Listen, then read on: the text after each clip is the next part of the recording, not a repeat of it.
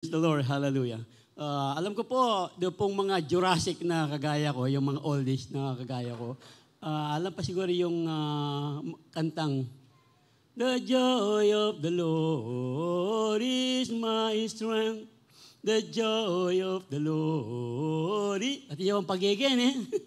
Tapos, umangat po eh. Di ba na umangat yun ng mga, ano ba yun? Millennials ba yun? Or whatever. Eh. The joy of the Lord is... Let eat the fat and drink the sweet, di ba? The joy of the Lord is my strength. Tapos, ngayon, bago na naman. Paano ito? TJ, di ko na ako. Yung pong ginawit natin kanina, the joy of the Lord. The joy of the Lord. Ito po yung ginamit po ni Nehemiah nung sila po ay nasa talagang matinding problema. Yung Nehemiah 8:10. Siguro po meron na rin verse sa bawat satan. The joy of the Lord is your strength. The joy of the Lord is our strength. Kaya po tayo nandito ngayong umaga para purihin, sambahin ang ating Panginoon. Ay, bless the Lord, oh my soul, and all that is within me. Ito po ang dahilan kung bakit po nandito tayo ngayon. Dahil ang kagalakan po ng Diyos natin ay ang ating kagalakan. Ano man po ang problemang daanan natin, yung pong ating mga kababayan, alam po natin sa balita, sa mga Facebook, matindi po ang kanilang nawawalan ng mga bahay. Kaya nga po ang ating pong iglesia ay nagbigay na po sa Operation Blessing ng donation po. At any rate po, kung kayo po ay patuloy na kinakatok ng Diyos ang inyong puso, meron po tayong box doon na sinabi po ng ating tagapanguna, pwede po tayong magbigay ng extended na tulong po sa ating po mga kababayan na apektuhan po ng ating bagyong Karina. At alam po natin, pag ang Diyos naman ang nangako na pag tayo po'y nagbigay, mas sigit po ang babalik ng Diyos sa bawat isa sa atin. Amen! Praise the Lord! The joy of the Lord is our strength! Hallelujah! Kaya nga patuloy po nating pupurihin ang ating dakilang Diyos ngayong umagang ito. Praise the Lord! Ay, tayo pati AJ, ako na-ausan niya po, paano nga magkantang pasibayo. The joy of the Lord, the joy of the Lord is my strength. Hallelujah! Patuloy po tayong magkaroon ng kagalakan habang pong tayo po'y nag-aaral ng kanyang salita. At ang ating pong mga pinag-aaralan patungkol po sa talagang hindi nagmamahal, unfailing faith. Sa ating pong mga pinag-aralan na, gaano na po katibay yung pong ating pananampalataya ngayong umagang ito. Sabi nga po ng inawit natin kanina, alam na po natin, marami nang ginawa ang Diyos sa ating mga buhay at marami pang gagawin ang Diyos. Kaya nga po, I lift my hands to believe again, believe again, believe again. We will continue to believe again dahil alam po natin, marami pang ipagkikitang kamangha-mangha ang Diyos sa bawat isa sa atin. Amen. Palakpakan po ang Panginoon. Hallelujah. Praise the Lord. Ito po yung ating pag-usapan patungkol po sa pananampalataya po ni Nehemiah. Ang sabi po ng Nehemiah 1, Nehemiah 1:1-3, the words of Nehemiah, son of Hakaliah, in the month of Kislev, in the 20th year, while I was in the citadel of Susa, Hanani, one of my brothers, came from Judah with some other men, and I questioned them about the Jewish remnant that had survived the exile, and also about Jerusalem. They said to me, those who survived the exile and are back in the province are in great trouble and disgrace. The wall of Jerusalem is broken down, and its gates have been burned with fire. Salamat po, dakilang Diyos, muli sa isang maikling pag-aaral ng iyong mga salita. Amin pong dalangin patuloy ang iyong kapangyarihan, ang iyong presensya, ang siya pong kumilos sa bawat isa sa amin sa kalagitnaan po ng sanktuaryong ito, sa bawat sulok ng puso ng iyong mga mananampalataya, kasama ng iyong lingkod na gagamitin. O dakilang Diyos, wala po kaming itataas maliban sa iyong dakilang pangalan. Alam po namin, uuwi kami sa bahay, sambahang ito, bahay dalangin ng ito, nang magdadala ng bagong init ng pananampalataya. bagong tibay na pananampalataya at bagong taas-antas ng pagsamba sa iyo, o dakilang Diyos. Kaya nga po at aming dalangin sa iyo lamang ang lahat ng pupuri, ang lahat ng pasasalamat sa lahat po ng iyong gagawin sa kabuuan po ng aming pag-aaral, pagsamba ngayong umagang ito. Ito po aming dalangin, o dakilang Diyos, sa iyong matamis at makapangyarihang pangalan. Kristo Jesus. Kristo Jesus. Amen. Praise the Lord. So alam po natin, alam na ninyo, natatandaan natin yung ating pong mga pinag-aralan.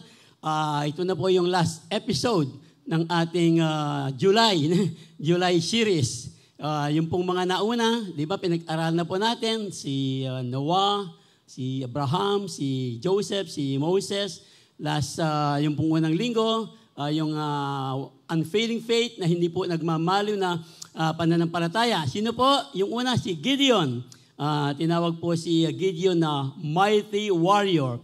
Alam po natin ng Panginoon lamang ang pwedeng kumilos sa pamamagitan po ng 300 against 135,000 na kalaban. Kung hindi po ang Diyos ang kumilos doon, imposible. Imposible. Gaya po ni David. Sino ba ang mag-aakalang si David na isang paslit? Tapos wala mang ginamit na sandata, ay tatalunin po niya ang higanting pinagmamalaki ng mga Palestino. Sa isa pong bato, alam po natin ang kwento, yung pong batong ginamit ni David ay pumasok po sa utak, sa ulo ni Goliath. Kaya nga po, siguro hindi pumasok sa utak ni Goliath, napapasok sa kanyang utak ang bato ni David. Kung hindi po ang Diyos ang kumilos doon. At ngayon po, last Sunday, si Jehoshaphat. Si Jehoshaphat talagang lulusubin ng 3 bansa. Ang bansa po ng Huda. Tapos, can you imagine ang ginawa lang po ni Jehoshaphat? Big praise and worship lang mo.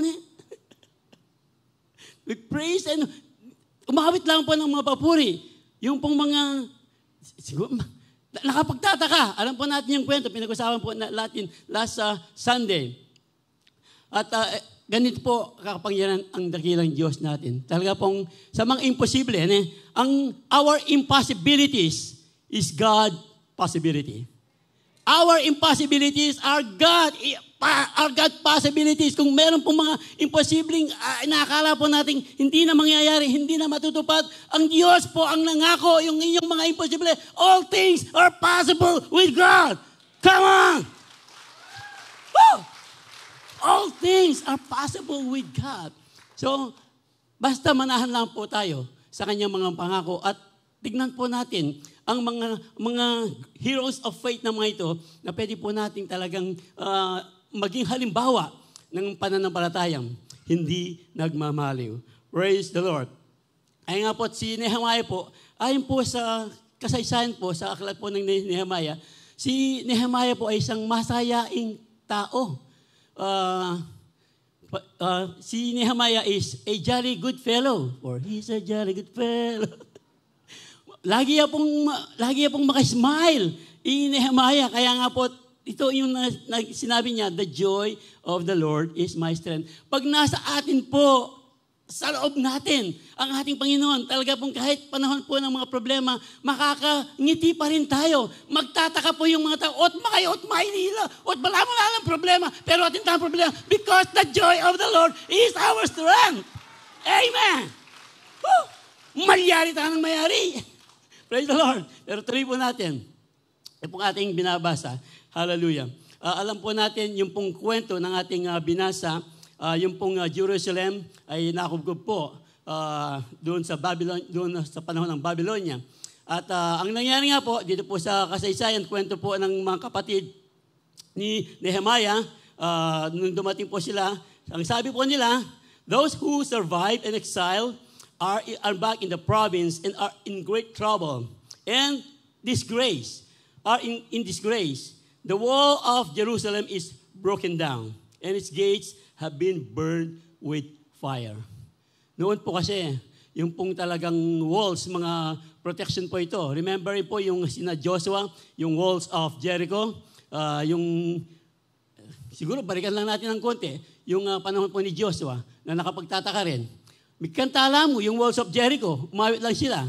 Tapos, basta sumud lang, kahit parang aawit lang sila, iigutan ng 7 beses, yung walls of Jericho, tapos sisigaw lang, tapos magigiba na, wala mang ginawa, magigiba yung walls of Jericho. Ganun po, katindi ang kapangyarihan ng Diyos. Ganito rin po ang nangyari sa walls of Jerusalem na nagiba po. At during those period po, pag nagiba po ang wall, ang talagang kanilang tanggulan ng pong isang lugar, ito po isang napakalaking kahihiyan, talagang it is a shame na wala pong tanggulan na pader ang isang bayan. Kaya nga po, ito pong problemang ito ay nakarating po kay Nehemiah. Dito po papasok yung ating pag-uusapan ngayong umagang ito. Yung pong nang malaman ni Nehemiah ang problema po na talagang giba na, ano po ang naging reaksyon, ano po ang naging pananampalatayang makikita natin kay Nehemiah. So siguro po, heads up po ng ating pag-aaralan, si Nehemiah po ay acted on behalf of the nation. Talagang meron pong ginawa si Nehemiah agad on behalf of the nation before God. Nehemiah acted on behalf of his nation before God. Hindi po sa kanyang, kaya nga po, hindi sa kanyang sarili. At si Nehemiah po, he resisted strong opposition. Opposition to glorify God. Nehemiah po resisted strong opposition to glorify God. At yung pong panghuli, Nehemiah po strengthened his people. Napalakas po ang pananampalataya ng mga tao po ng Diyos sa pamamagitan po ng pananampalataya ni Nehemiah, sa pamamagitan po ng kanyang pananampalataya. Ito po yung ating pag-uusapan. Unahin po natin. Nehemiah acted on behalf of his nation before God. Nang malaman po niya ang problema na talagang giba na po ang walls of Jericho. At dito po natin umpisan po yung isang sulat ni Nehemiah tuloy po natin yung ating binabasa kanina. So ito po ay Nehemiah, maganda po ito. Hindi po natin mabubuo ang aklat ng Nehemiah, pero pag uwi po ninyo, balikan po ninyo ang kwento ni Nehemiah. Napakaganda po at muli po nating maaalala ito pong ating mga pinag-usapan ngayong umaga. Kaya nga po yung first reaction po ni Nehemiah, nung pong marinig niya ang balitang ito, ang ginawa po ni Nehemiah, sumangguni siya agad-agad sa Diyos. Hindi lang po sumangguni, he pray and fast before God in behalf of His people. In behalf of His people. Kaya nga po, ito pong sinasabi ng Nehemiah, when I heard these things, I sat down and wept. I sat down and wept. For some days, I mourned and fasted and prayed before God of heaven. Alam po ni Nehemiah kung sino ang kanyang tatawagan. The God of heaven, the God of Israel, the God of Abraham, Isaac, Jacob. Ito rin po yung Diyos na tiwagan ni Nehemiah. Then I said, Lord, Lord, the God of heaven, the great and awesome God. The great na, awesome pa. Balo na pong Nehemiah, ikayang panyabyan. Balo na pong Nehemiah, ikayang Diyos. The great and awesome God who keeps His covenant of love with those who love Him and keep His commandments.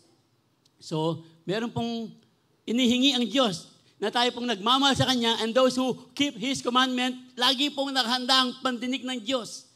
Pag tayo po'y dumulog sa pananalangin sa ating dakilang Diyos. Let your ear be attentive and your eyes open to the ear. The prayer of your servant is praying before you day and night for your servants, the people of Israel. The people of Israel. I confess the sins, we Israelites, pati po yung kasalanan na talagang alam niyang ginagawa ng mga Israelitas, inilapit po ni Nehemiah sa Diyos. Ganito po katindi ang talagang pagdulog ni Nehemiah.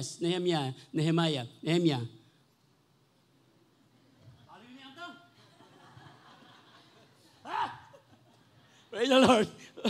I confess the sins, we Israelites, sabi po niya, including myself.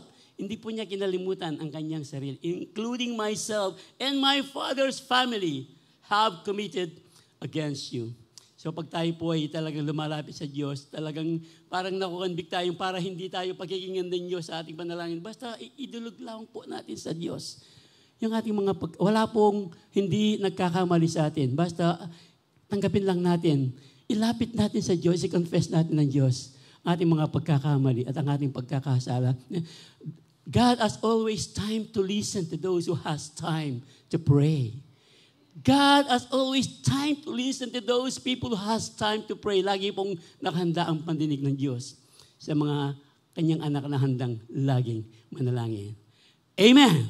Praise the Lord! Praise the Lord! At pagkatapos pong manalangin ni Nehemias, hindi po naupo na lang si Nehemias. Tapos nag-pray siya, O Diyos, sige nag-pray na ako, nag-fasting pa ako, nag-confess pa ako ng aking pati yung kasalanan ng Israel. Inilapit ko na siya, ikaw nang bahala. So, ating pong makanyan, meron bang ganyan sa ating pananalangin? Siyempre, pagtapos po nating manalangin, meron pong action yan. Ay sabi nga po ni Bishop, yung pong intention na meron tayong magandang intention, kung walang kalakip na gawa, walang kwenta yung intention. Di ba? Sabi nga niya ni Bishop, sympathy and empathy. Yung sympathy, naawa ka. Yung empathy, merong aksyon. Yung awa. Parang sino ba yung nagsabing, ano lang po ito, the smallest act of kindness is worth more than the grandest intention. The smallest act of kindness is worth more than the grandest intention. Kahit napakalaki ng intention, kung wala pa rin yung kaakibat na gawa, bali, wala. Ito po ang ginawa ni Nehemias. Meron pong action ang kanyang ginawa. Lord, let your ear be attentive to the prayer of your servant and to the prayer of your servants who delight in revering your name. Ito po, karugtong ng kanyang panalangin. Give your servant success today by granting him favor in the presence of this man. I was a cupbearer to the king. So cupbearer po si Nehemias, yung pong cupbearer, ito po yung taga-tikim. Hindi po yung may dalang cup na mangkok.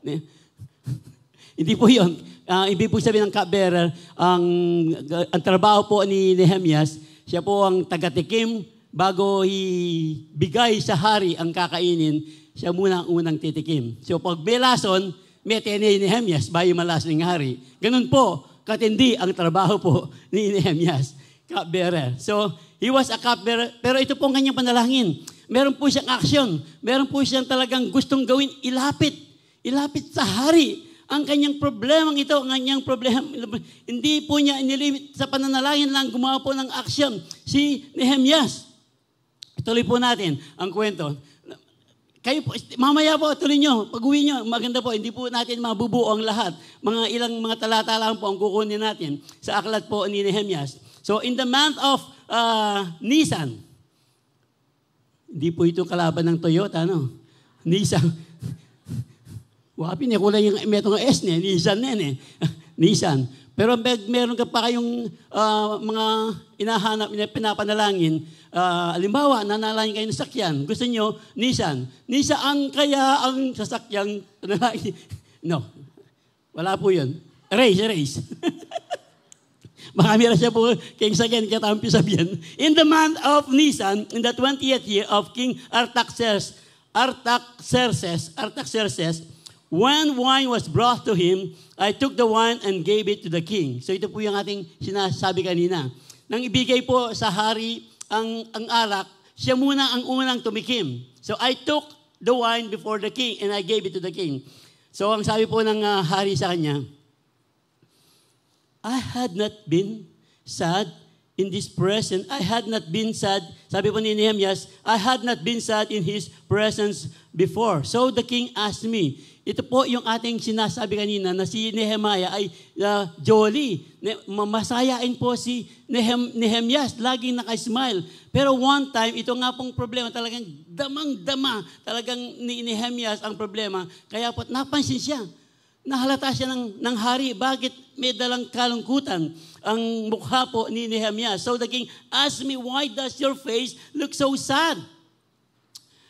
Ating kang sakit. Ating kang panandaman. Ating kang rayuma. Masakit ka tiyan. Hindi po yun. Baka hanapin nyo dito. Example lang po yun. Wala niya man, napanyabihan ng Pastor Jack. Wala niya man itong sakit at siya, rayuma. Okay. When are you... why does your face look so sad when you are not ill? Hindi ka naman, wala ka namang sakit. This can be nothing but sadness of the heart. So, napansin po talagang may dinadala pong mabigat si Nehemias. I was very much afraid, ang sabi po ni Nehemias. But I said to the king, may the king live forever. Why should my face look sad, not look sad when the city where my ancestors are buried lies in ruin and its gates have been destroyed by fire. So the king said, ito po yung maganda. Sinabi po ni Nehemias ang problema, pero ang sabi po ng hari, kung hindi po maganda ang relasyon ni Nehemias sa hari, hindi po parang close po sila. So siguro example lang, sa ating pong mga teacher, o kaya sa ating yung mga nagtatrabaho, yung mga employee, kayo ba ay talagang nakikita ng inyong mga bossing, o kaya yung inyong mga under sa inyo na meron pong kagalakan ang inyong pong pagtatrabaho, o lagi na lang dinadaan sa papetex-petex. Bali, papetex-petex, patsani-tsani. So, kayo po ang makakasagot. Hindi ko po alam kung paano. Pero ang inihingi po ng ating pinag-aaralan na matututunan po natin na si Nehemias po, may dala po siyang kalungkutan, pero napansin kaagad ng hari. Ang problema po ni Nehemias. Kaya nga po, ano po ng hari sa kanya? The king said to me, what it is that you want? Sabi po ito pong maganda, talagang lagi pong nauna ang Diyos kay Nehemias. Then I prayed to the God of heaven, and I answered the king. So bago po siya sumugot sa hari, muli pong dumulog si Nehemias sa pananalangin. So, wag po nating kakalimutan. Unahin po ang Diyos. Lagi pong hindi po last resort ang Diyos. Alam naman natin, pagdating sa mga, di ba? Pagdating sa mga ospital, pag nagpapagamot yung mga may sakit, tapos sasabihin ng doktor, wala na tayong magagawa dyan. Ipagpasa Diyos na lang natin yan. Laging last resort ang Diyos. Pero sa ating pong pinag-aaralan, lagi pong nauna. Laging nauna ang Diyos sa ating mga buhay. Hallelujah! Ito po, si Nehemias. And I answered the king. Nanalangin po siya at sinagot ang hari. If it pleases, sabi po niya, if it pleases the king, and if your servant has found favor in your sight, let him send me to the city of Judah, where my ancestors are buried, so I can rebuild it. Ando po kasama ng hari, yung ng queen, sitting beside him. So, hanggang kailan ang iyong itatagal? Doon pa lang sa sagot nila, meron ng sagot. Yes na kagad yung sagot. Hanggang kailan? Gano'n daw po katindi ang Diyos. Kung minsan hindi pa natin alam kung paano sasagot ang Diyos, nakahanda na pala ang sagot ng Diyos sa ating mga panalangin. Basta unahin lang natin ang pananalangin sa Diyos. At nandun na po, nakargun na, nakahanda na po ang tugon ng Diyos. Don't worry about the future. Sabi po ni Ruth Graham, ang asawa po ni Billy Graham, don't worry about the future. God is already there. Hallelujah! Woo! Praise the Lord. Amen. Amen. Ganun po katindi ang ating Panginoon. Kaya nga po, yung pong lahat ng request po ni Nehemias ay ginrant po ng hari para makapunta po siya sa Jerusalem. At nagpunta nga po siya sa Jerusalem. Tuloy po natin muli, doon sa verse 11 na po tayo. I went to Jerusalem after staying there three days. I set out during the night with a few others. So nakapunta na po si Nehemias doon at tinignan po ang kalagayan ng nasirang wall of Jerusalem. So I had not told anyone what my God had put in my heart to do for Jerusalem.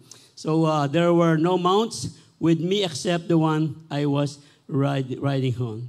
So dito po natin makikita na yung unfailing faith po. Unfailing faith is acting upon the work God has put in our heart. Unfailing faith is acting upon the work God has put in your heart. Kung meron pong inilalagay ang Diyos sa ating mga puso, umakbang po tayo ng may pananampalataya. Umakbang po tayo. Sabi nga ni Lao Tzu, a thousand journey, tama ba? A thousand journey begins with a single step. Remember, a thousand journey begins with a single step.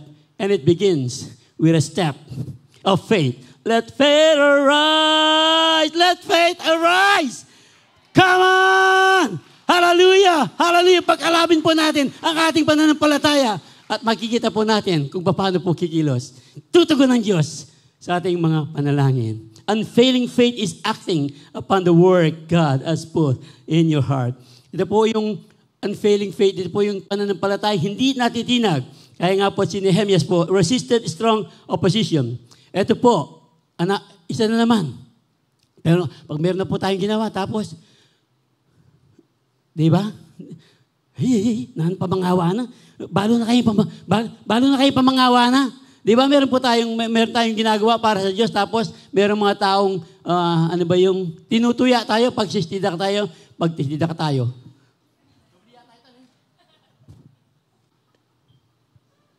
Anyway, you can do the math. Hallelujah. Nehemiah resisted strong opposition para lang mag-glorify ang God. Ito po, nararanasan po natin yon. Pag tayo po kumikilos, ayon po sa direction ng Diyos na parang imposible, parang sasabihin ng mga tao, ba't ganyan yung, parang, di ba? Parang namumuri na tayo, sabi ng, di ba? Namumuri tayo. Ito yan. Napabaliw. Parang napabaliw naman. Anyway, marami po tayong maririnig, pero hindi po nagpatinag si Nehemias. Kahit po meron pong mga opposition sa kanya pong, ito po kasing yung pong opposition doon, panahon yun, si Sanballat, marami po sigurong balat, Sanballat, Horonite, Tobiah, meron pa po yung pong mga Ammonite officials. Marami po ang nag-oppose sa balak pong i-rebuild ni Nehemiah ang wall of Jerusalem. Kaya po ito pong mga bagay nito parang dito po makikita yung talagang mga Israelitas ay lalakas po ang pananampalataya nila sa pananampalataya ni Nehemias at magiging hamon po itong gagawin ni Nehemias na hindi po siya patitinag sa mga opposition. Another verse, tuloy po natin. Ang kwento, makabaya po? Hindi pa niya? Okay pa. Okay pa. Praise the Lord. Then I said to them, ang sabi po ni Nehemias, pagkatapos po niyang inspectionin, yung talagang pagkasira, matindi po ang pagkasira ng walls of Jerusalem. Maya po, titignan natin, yung pong sukat na talagang ni-repair, pina-repair po ni Nehemias. Tuloy po natin, lies in ruins and its gates have been burned with fire. Come, let us rebuild the wall of Jerusalem. Ito na po. Pagkatapos po niyang manalangin, meron po siyang intensyon. Ang sabi po niya sa kanya, sa mga tao, sa mga Israeli, come, tayo na! Let's build the walls of Jerusalem and we will no longer be in disgrace. Pagsira po ang wall ng isang siyudad noon, talagang disgrace po, kahihiyan sa isa pong bansa. We will no longer in disgrace. I also told them about the gracious hand of my God on me and what the king had said to me. Ito po ang nakakamangha na talagang hindi lang siya pinayagan ng hari. They replied, let us start rebuilding. So dahil po sa pananampalataya ni Nehemias, let us build. Come, let us rebuild. At tapos po ng mga tao, they said, let us start rebuilding. O di, umpisa na natin. Kung talagang gagawin natin, tayo na. Umpisa na natin. Ito po yung naging encouragement ni Nehemiah sa mga tao po ng mga Israelites.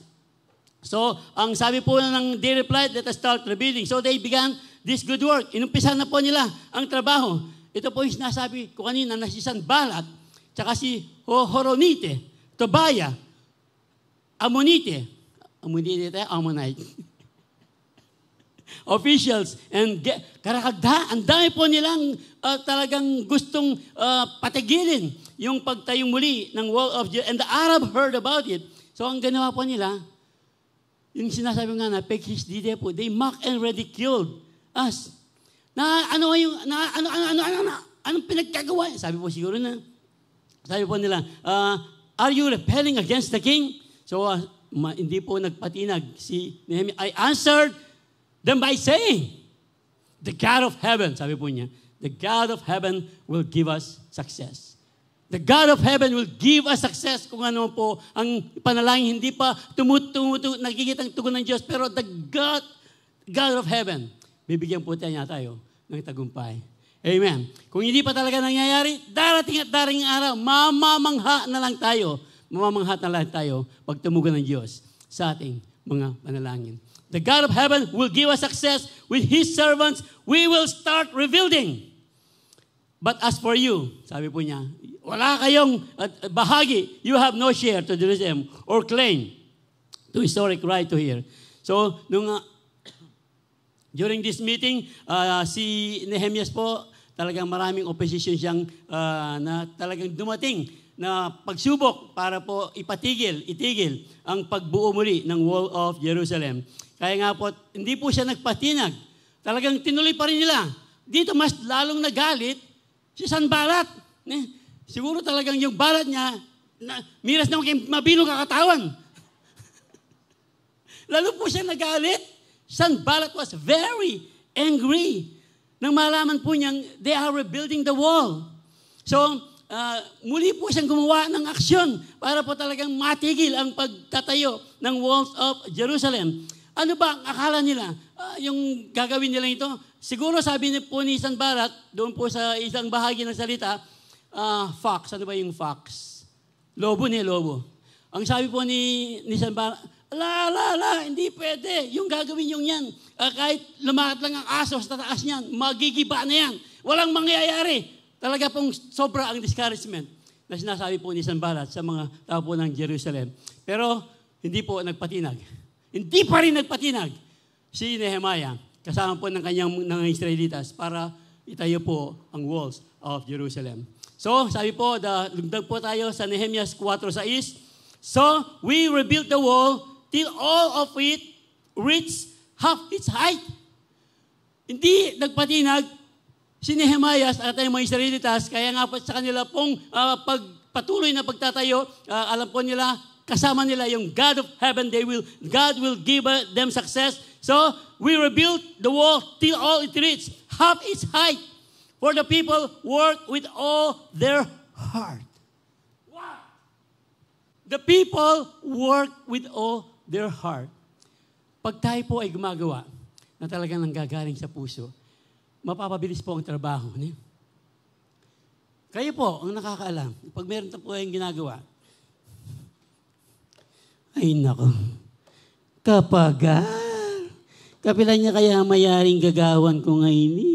Po mayari. Hindi po matatapos kasi mag-complain ka. Pero when you work with all your heart, yung pong trabahong isang araw, makikita mo, wow! Kalahating araw lang tapos na. O di bayad ka ng isang araw, natapos mo ng kalahati. When we work with all our heart.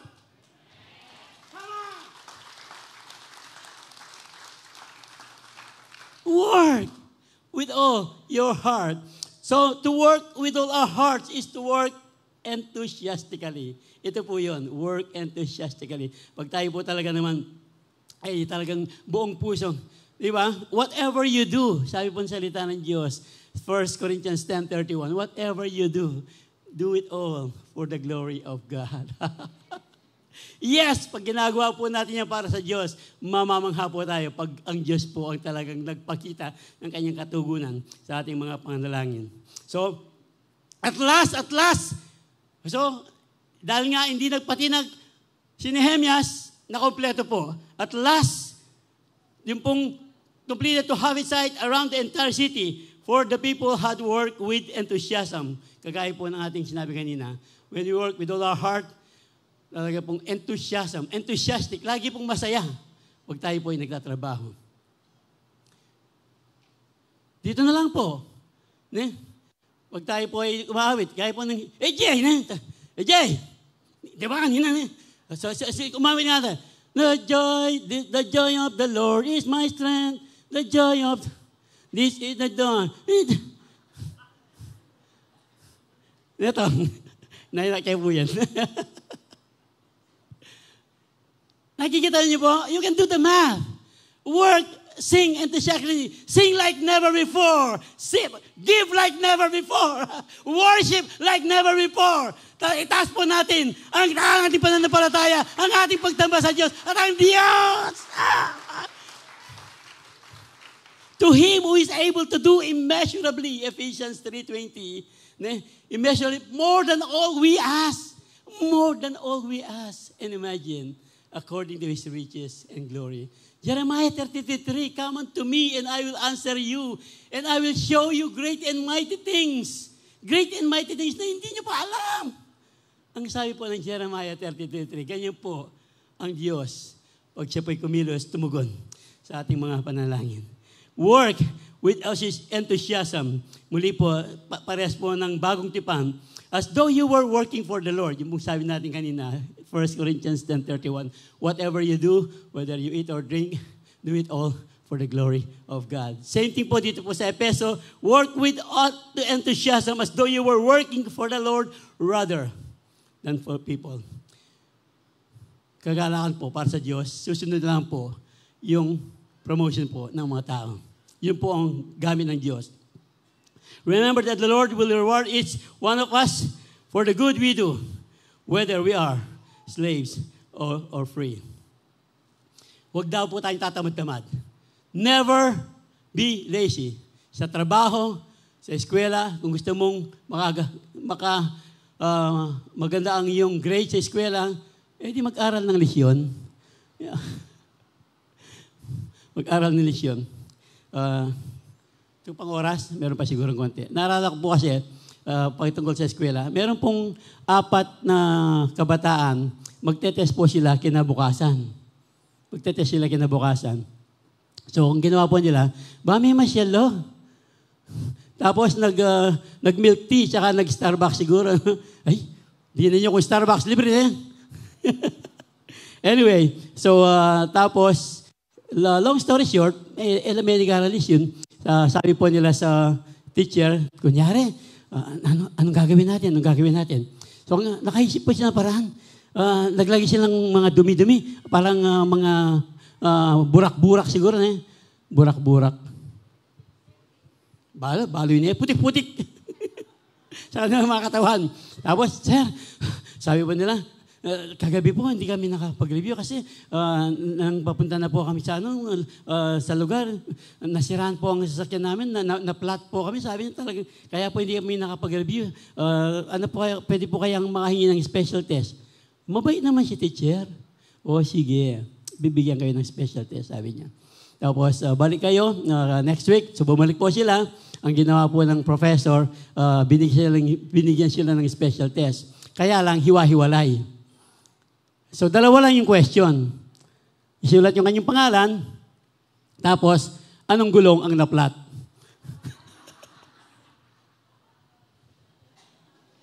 Kung magkapos na yung anak, manigaral koalisyon. Kung gusto nating makakuha ng... Tapos, anyway. Tapos, kung gusto nyong mag-umingi kayo ng pera kay nanay, humingi kayo ng pera kay nanay, hindi naman kayo nagtatrabaho sa bahay, tapos hindi naman kayo naglilinis ng bahay, nag-ugas ng plato, nagliligpit ng pinaygan, tapos hihingi kayo sa nanay kayo ng, nay, pahingi ng 500, 400, anong gagawin mo sa 300, 200 ka, hirap kanapin, 100 pa kaya, etong 20. Kunin ko na nga, baka maging piso pa yan. No, the point is, kung gusto po natin talagang tumugon ng Diyos sa ating panalangin, gumawa po tayo. galing po sa puso at ang Diyos na po, bahala na po ang Diyos. At makikita po natin, tayo pong, sige po, palakpakan po Panginoon.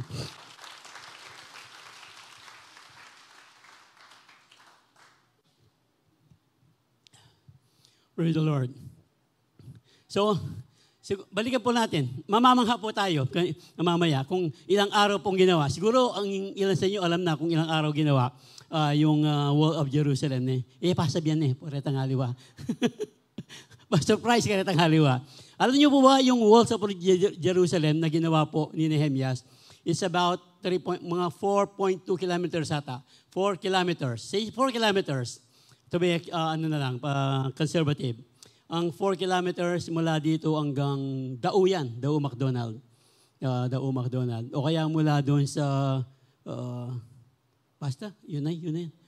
At tapos, ang 4 kilometers po yun. Alam niyo po, yung mga nagmamaneho, alam niyo po ang 4 kilometers. Ang sabi ng mga jeepney drivers noon, yung 5 kilometers daw, mula checkpoint hanggang Holy Angel. 5 kilometers yun. So, meron na tayong figure. Tapos, ang taas po niya is 39 feet. 39 feet. Alam niyo po yung 39 feet. Times 2. Siguro mga 20 feet po ito. 20. Well, almost twice as much as the size. Ganun po kataas. At ang lapad, 8 feet wide. Ayan. Mas malapad po dyan sa siguro mga lang yan, mga 4 feet lang yan, mga 4.5. So, 8 times 2 po yan, yung lapad na kanilang ginawa na ni-repair. So, ganun po katinti. Tapos, sinasabi ni Sanballat, kahit daw aso lang ang lalakad doon. Andyan, tricycle pa, pwede ka rin Tapos sabi ni Sanballat, kahit daw aso lang ang lalakad doon, magigiba. Pero ang Diyos po, tuloy po natin. Binigyan lang po natin figure. Yung pong ginawa na mas mamangha tayo sa ginagawa po ng Diyos. Basta sabi po, never be lazy. Hindi po nagtamad-tamad. Yung pong mga salita, saan na pong ginawa? Never be lazy, work hard, and serve the Lord with enthusiastic. Lazy. Bali po, pag tayo po kumakain sa restaurant, meron pong tinatawag na lazy Susan. Yung lamesa tapos iniikot lang.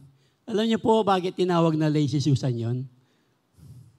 Kasi nga, siguro, dahil sa katamaran, iikot mo lang ganyan, lalapit na sa iyong pagkain. Totoo po yun. Yun po ang pinanggalingan nun. Kaya tinawag na lazy Susan, para hindi mo naabutin yung pagkain, hindi ka natatayo, iikot mo na lang, lalapit sa iyo ang pagkain. Kaya po yun ang kwentong totoo ng lazy Susan. Totoo po yun. Kasi sa mga nagpa-furniture po, galing po kasi sa furniture. Anyway,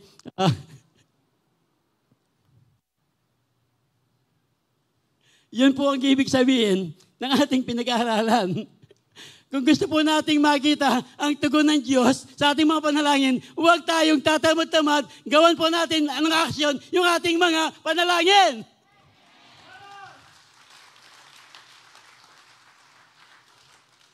Praise the Lord. Dahil po, praise the Lord. Kahit po talagang ano man yung challenge na harapin po natin, gaya po natin sinabi kanina, yung pong maiba, mahahamon po. Nehemiah strengthened his people sa pamamagitan po ng kanyang pananampalataya. Nehemiah strengthened his people through his faith. Tuloy po natin yung ating binabasa. Nasa 4:7 naman po tayo ngayon. Tuloy po natin yung kanina. But when Sanballat, Tobiah, the Arabs, the Ammonites, and the people of Asdod heard that the repairs of Jerusalem, talagang hindi po natitigil. Ang ginawa po ni Sanballat, ito pong mga taong ito, matakutan dala. Tinakot po yung mga Israelitas. Ang sabi po nila, papatay na, hindi nyo alam. Hindi ko na po babasahin. Hindi nyo alam. Nasa harap nyo lang kami. Papatayin namin kayo. Natakot po itong mga Israelitas dahil po sa pananakot ni Sanballat, Tobiah, at mga iba po. Pero si Nehemias po, ay meron po siyang magandang taktika. Gaya po ng ating sinabi kanina, si Nehemiah po, sa kanya pong pananampalataya. Asan ka na?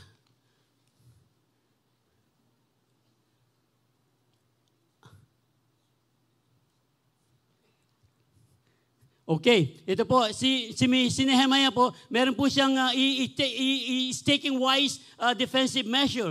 Sa kanya pong personal example, at saka po, sa kanyang obvious courage, ito po yung nagpalakas sa mga Israelitas. Kaya nga po, ang ginawa po ni Nehemiah, kasi po, ang kwento kasi alam natin, yung mga Sunday school noon, di ba?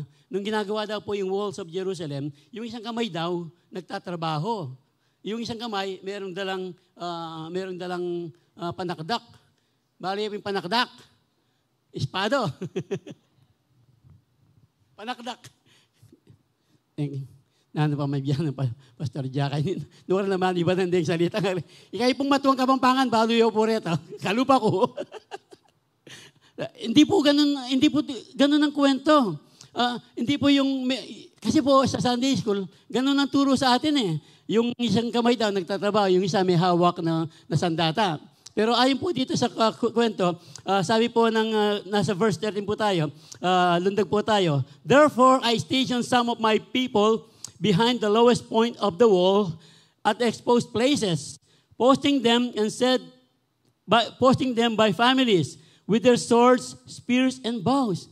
So meron pong nagtatrabaho at meron pong nagbabantay. So hindi po yung nagtatrabaho yung isang kamay, merong sandata yung isang kamay. Hindi po ganoon ang kwentong narinig natin noon. I believe, siguro yung mga iba, ganun pa rin ang pagkakalam. So meron po iwalay po, meron pong nagtatrabaho at merong nagbabantay. "I stationed some of the people behind the lowest point of the wall at exposed places," kung saan delikadong lugar. Meron pong nagbabantay. Apa pong meron pong gumagawa patuloy sa walls of Jerusalem. "After I looked things over, I stood up and said to the nobles officials and the rest of the people," ito po ang talagang pampalakas, pananampalataya, sinabi ni Nehemiah sa kanyang mga tao, "Don't be afraid of them." Bakit? Don't be afraid of them. Bakit? Remember the Lord who is great and awesome. Ito po yun. The Lord, the great and awesome. And fight for your families, your sons and your daughters, your wives, and your homes. Ang Diyos na great and awesome. Ang magtatagol sa inyo. Wow! Ganito po katindi, kagaling po ang ating Diyos. So huwag po tayong mawawalan ng loob ng pananampalataya, huwag po tayong panghinaan ng pananampalataya. Kapag ang lahat po ng yan, ay talagang nakasandal sa mga pangako, sa mga salita ng ating dakilang Diyos. Sige nga po, palakpakan ng Panginoon.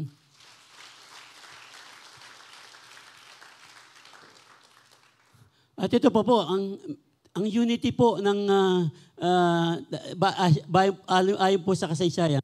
Ang sabi po ni Nehemiah, sige, yung mga iba doon, sige, andun kayo. Pag narinig nyo ang trumpeta, ibig sabihin na you are in danger, pupuntahin namin kayo. Para pagtulungan natin yung gustong talagang patigilin yung ating ginagawa. Pag dito naman kami, pag narinig nyo ang trumpeta, punta kayo sa amin, ipagtanggol nyo kami. Sama-sama tayo. Sama-sama tayo. Pag tayo po sama-sama sa gawain ng Panginoon, magtatagumpay po ang Panginoon. 10,000 souls! Hindi lang 10,000 souls, sa ating mga pamilya. Pag sama-sama po ang pamilya, pag nagmamahalan po ang pamilya, makikita po natin, napaganda po ang takbo ng ating mga pamilya. Amen. Praise the Lord. Ito po ang ating pinag-aralan na pananampalataya po ni Nehemiah. Na para po, meron po tayong talagang masusundan na talagang matinding pananampalataya na pwede po natin i-apply. Hindi lamang nung kapanahunan noon, maging sa ating pong kapanahunan, pwede po nating i-apply yung mga ganitong klaseng pananampalataya. So, sabi na, isandan po natin, "Then I said to the nobles," tuloy po natin, 1920 na tayo, "the officials and the rest of the people, the work is extensive and spread out, and we are widely separated from each other along the wall. Whenever you hear the sound of the trumpet," ito po yung aking sinasabi kanina, "let us join us. Whenever you hear the trumpet, kayo naman tumulong sa amin." So, sa kanila pong pagtatrabaho, naging tagumpay po ang trabaho dahil po sa tindi, lakas ng pananampalataya ni Nehemiah. So, alam po natin, ilang araw po, so sige, pwede natin sabihin, yung nakakalam, ilang araw pong naitayo yung 52 days. 52 days. Yung pong ating describe na kalaki kanina, 52 days natapos po. Kasi po, talagang si Nehemias po, binigyan po siya ng hari ng sulat para po yung mga kahoy makadaan po. Talagang magbibigay ng timber, lahat po ng gamit. Talagang binigyan po ng pabor ng hari si Nehemias para po matapos. Maraming tulong po, nagtulong-tulong. Kaya nga po, pagtulong-tulong po ang trabaho. Kahit po sa ating pamilya, tulong-tulong. Yung pong ating mga long story before, di ba noon, mga Jurassic, mga oldies na kagaya ko, pag naglilipat po ng bahay, yung mga kubo-kubo. Sige, amin ang tanan. Meron silang tinatawag na bayanihan, remember? Tapos maglalagay ng maraming bubuhatin ang buong bahay, ililipat. Di nga na kinabalitan eh. Wala nang makanyan ngayon eh. Bato nung kasi rin balay yan eh. Paano may lilipat yung bato? Pero noon po ganyan. Tapos, meron namang mga loko-lokong mga bata, habang binubuhat, barang nga magsambitin lang. Yung pong mga oldies, alam niyo po yun. Mga bata lang naman, naglalaro lang. Pero kung yung mga bata, kung hindi na bata yung nagsasambitin, ibang usapan na yun.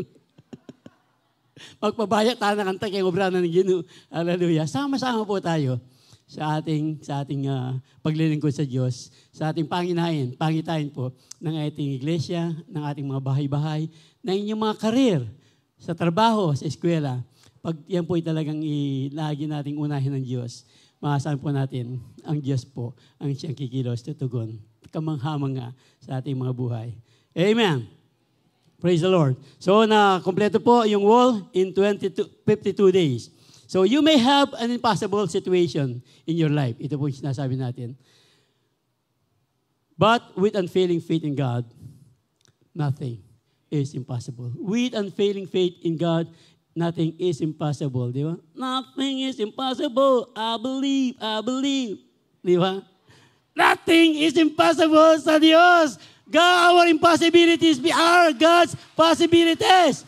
Hallelujah! Come on!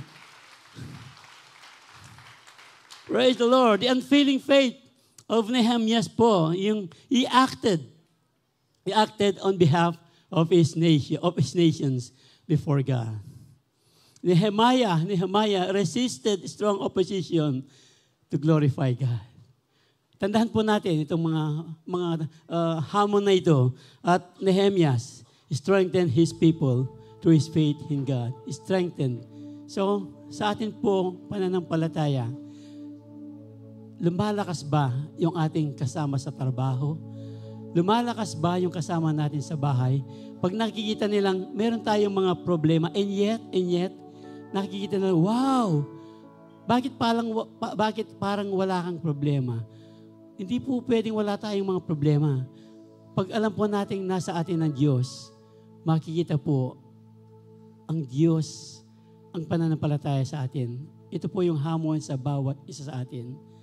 Paano po natin ipakikita sa mga tao ang ating pananampalataya sa Diyos pag dumarating tayo ng mga pagsubok. Praise the Lord. Hallelujah. Hallelujah. Kayo po ang pwedeng sumagot sa mga katanong ito. Sabi nga po kanina, marami po mga bagay sa ating mga buhay. Kayo po, marami tayong mga pinapanalangin. Na siguro hanggang ngayon, hinihintay pa natin ang tugon ng Diyos. Yung mga tao sinasabing wala nang pag-asa yan. Wala nang pag-asa yan. Cancer na yan. Pero kahit ano man po yan, pagkita po natin ang kagalakan. Isa pong babae ang na-diagnose ng cancer ng kanyang doktor. Pagkatapos pong ma-diagnose ng cancer, stage 4, dapat maglungkot-lungkutan niya, magmalun-malunan niya. Hindi pong may diagnose. Masaya pa po siya pagkatapos po niyang ma-diagnose ng cancer. Nagtataka po si doktor, bakit nagsasaya siya? Bakit hindi ako magsasaya? Kasi malapit ko nang makita ang aking Panginoon. Wow! Wow, pag ganito po ang ating attitude, yung po mga problema ang darating sa ating buhay, hindi na po tayo malulungkot dahil kasama natin ang Diyos. Dahil po yan sa ating pananampalataya. Let's pray! Let's pray!